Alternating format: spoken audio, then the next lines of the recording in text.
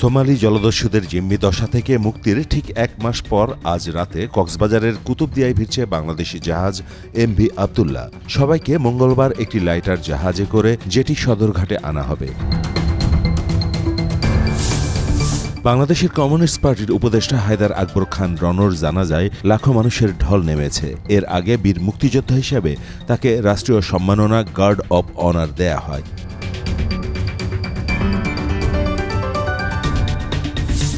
চলতি বছর হজ পালনের জন্য ইতোমধ্যে ৯,৪৮৪ জন হজযাত্রী সৌদি আরব পৌঁছেছেন। রোববার হজ অফিসের দেওয়া তথ্যমতে হজযাত্রীদের মধ্যে সরকারি ব্যবস্থাপনায় ৩,৭৪৭ জন ও বেসরকারি ব্যবস্থাপনায় ৫,৭৩৭ জন সৌদি গিয়েছেন।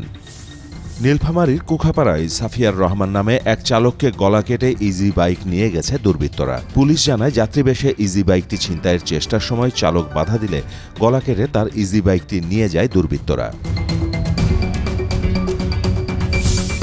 দুবাই প্রবাসী এক বাংলাদেশি আমেরিকা যাওয়ার পথে মেক্সিকো সীমান্তে অসুস্থ হয়ে মারা গেছেন। নিহতের নাম রুহুল আমিন, তার বয়স ৩৫ বছর, বাড়ি নোয়াখালীর সোনাইমুড়ি উপজেলায়।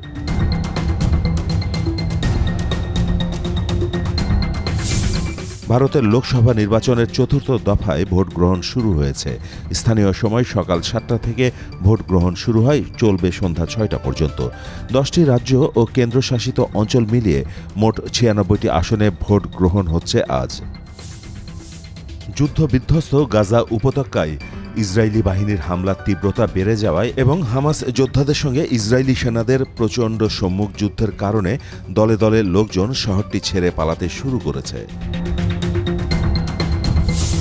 ৩ ম্যাচ সিরিজের দ্বিতীয় টি-20তে আয়ারল্যান্ডকে ৭ উইকেটে হারিয়েছে পাকিস্তান। ডাবলিনে টাকারের ৫১ ও গ্যারেথের ২৮ রানে ভর করে ১৯৩ রান তোলে আয়ারল্যান্ড। জবাবে রিজওয়ানের ৭৫ ও ফখর জামানের ৭৮ রানের ব্যাটিং তাণ্ডবে ৭ উইকেট হাতে রেখে জয় পায় পাকিস্তান।